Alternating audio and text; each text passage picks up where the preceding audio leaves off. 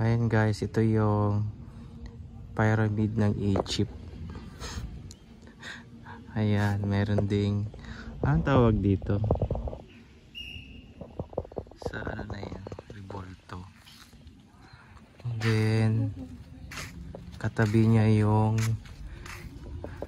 Liberty of Statue of Liberty of New York. Ayan. See? Kompleto pala dito sa ano, tourist farm and resort. So doon sa kabila yung Dubai, Middle East. Ayan siya, mayroong mga mosque. Ayan, mga mosque ng Middle East. Tara tayo.